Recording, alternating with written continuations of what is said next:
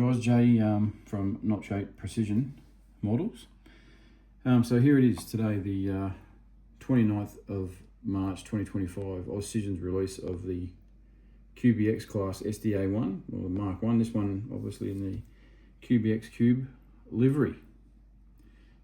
Just took delivery of this today. So yeah, not a bad looking model at all. Obviously, this is a love-hate relationship. People either love these things or they hate them. They call them woks and rice burners and God knows what else. I'll zoom in a little bit on the nose there. You can have a little bit of a look at that. And whilst we're zooming in, I'll tilt it, I'll twist it around a little, and allow you to get in on the detail. Now the tooling is really good.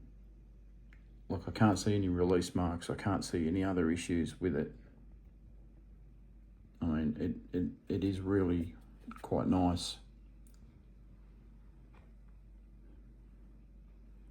I, like others, would have obviously loved to have seen a GL or perhaps a VL or even an RL, being an SSR fan. But there we have it. Quite nice detail. Colour's all right. I heard someone mention today on my post that it looked a bit plasticky. I guess that's accurate because it's made of plastic. But the colours, greys and yellows, are often hard to get 100% right without the paint codes. Who knows whether Auscision is given the paint codes for these things? They might not. But at the end of the day, with a little bit of weathering, yellow and grey come up $1 million. Now, I'll just set this down, push that out of the road.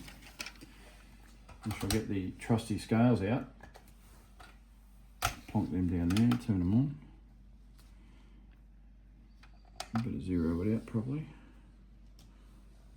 On the scale, we sound 761 grams, so that's 11 grams heavier than I think they said on the tin.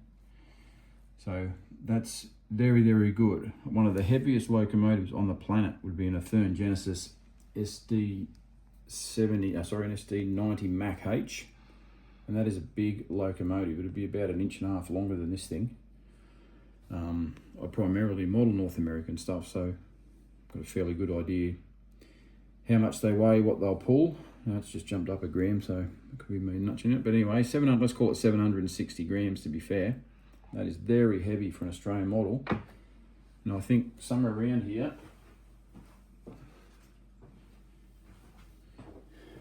here's a lovely CLF that we've just released. There's 583. Okay, so almost 200 grams difference, 180 grams. That's a huge amount of tractive effort for a model. Of what that'll exert. Hope your branch lines can cope with the tractive effort. Right, we'll get the scales out of the way.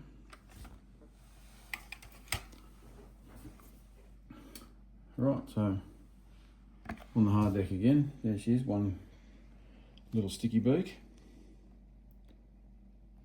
One thing that might be a bit hard to bring up in this actually is the windows are actually tinted blue, which is accurate. No, it's not going to come up, but it's actually a blue tint, so that's actually hyper accurate for these.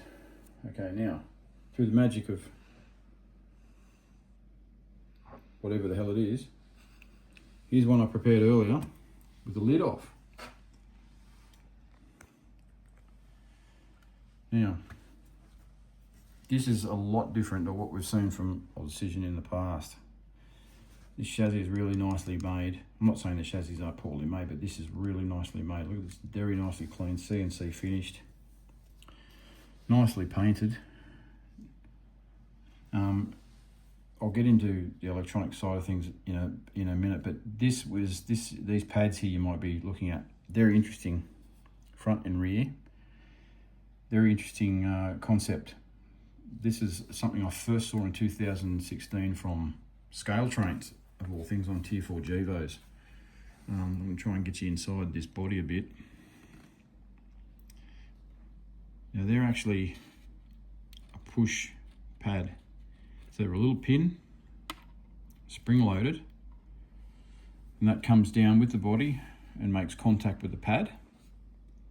And that's what allows you, well I should say what allows the transfer of power through the pad, through the pin, up into the body, and power your number boards and headlight in this case. Both ends obviously, same story, which is great. They're a really good system. It's so much better than having those wires running everywhere and you end up pulling your hair out and, or worse, damaging the model, which can be a pain in the backside. So the board is really nicely made. It's quite simple, but it doesn't have to be, drastic. It doesn't have to be all over the place. One thing I want to point out, you guys will notice from your last purchases, you will get this warning placard about running against points, protecting your layout with the right kind of protection and things like that. Resetting points, well, that's a good idea, but still. There's a thing on the board, these things here, in fact, they're called a resettable fuse. And if you ever run against points with one of your older models, even if it's a CLF or a CLP or something like that, or like someone at the club today blew up a brand new Deb set, that's what will burn out, these things here. But they can be fixed. You literally just remove them and replace them with a piece of wire or another resettable fuse, but that's something for another day. Second placard now, you'll get a caution. So you get a warning, a caution, but for the locomotive drivers amongst us, you probably won't get a clearance. But what that talks about is there's a little selector switch called S1, and what that does is it turns off the capacitors for programming. Now, most of my North American stuff you can program with it engaged. It doesn't make any difference, but they're saying to turn it off, and I'll zoom in here for you. That is the S1 switch there. Okay, so obviously currently in the off position, in the on position for when you want to run it, but easy enough to do with the finger. Back she goes.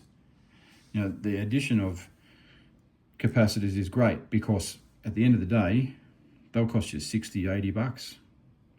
So, when we look at things like the quality of the finish and the addition of a keep alive system, that's pretty good value considering the model's just gone up $20 to $485 for sound. So, some people will probably be balking at it and, having a fit over the price, but I mean, it's not cheap, let's face it. Model Railway's getting that way, but it's the way it is. There's costs associated with it, and producing high quality models does cost more money. Decoder, as usual, Lockdown V5. Our normal plugs for other external lighting functions are the same as we've seen in the past.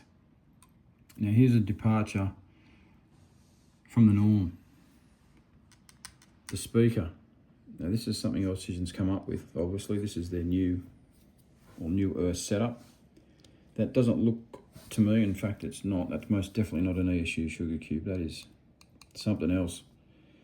But this cabinet, like I know sometimes it gets to a point where you're wondering how you're going to improve, get a speaker better than this, that. I mean, the Van der Sande speakers are all right. I mean, I certainly wouldn't write any letters home about them, but